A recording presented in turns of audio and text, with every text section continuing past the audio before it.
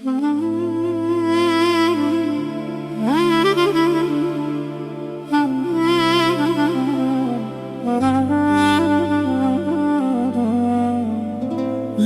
تاڤگەی خەیاڵت وەک غەریقی خنکاوم لە هەرجێ کڕنۆش ببەی من لەوێدا ڕاکشاوم وەک سێبەرێکی جێما و بە دوای باڵاتدا وێڵم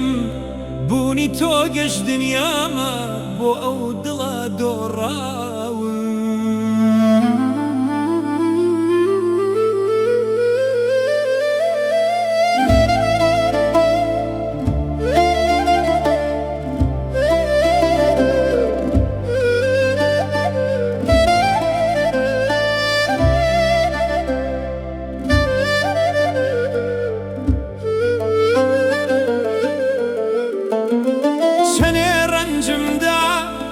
لەگەڵ دەست نوێژ و قورئانم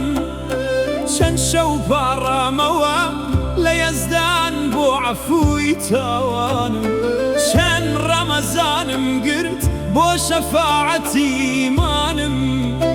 دوو چاوی کاڵت هات بردی گیان و ئیمانم.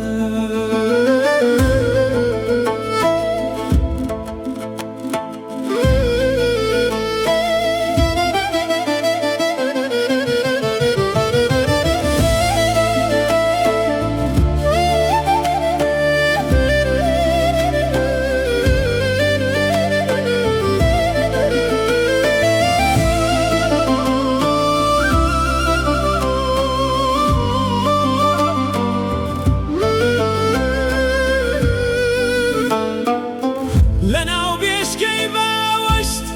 کۆرپەیەکی بێنازم بەلای لایەی نیگای تۆ دەکرێ دەرگای رازم لەسەر سینەت گیان سپاردن تاقە نوێژ و نیازم بۆ شەهیدی باڵای تۆ بە مردنە سەرفرازم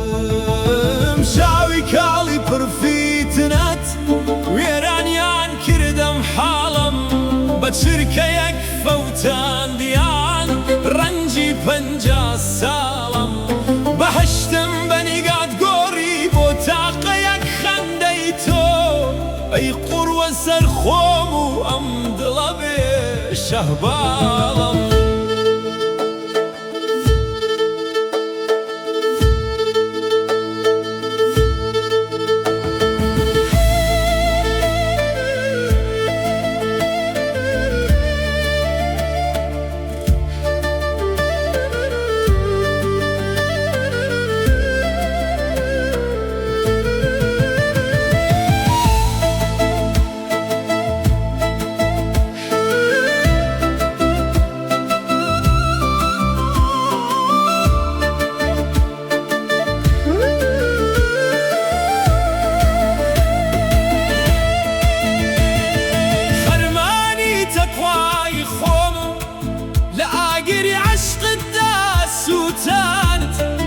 لەسەر میحرابی چاوت عەرشی نوێژی خۆمم لەرانت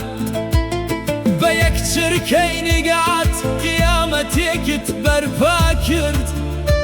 سەد خەتمی کتاب و ڕۆژوم تەلاسمی تۆ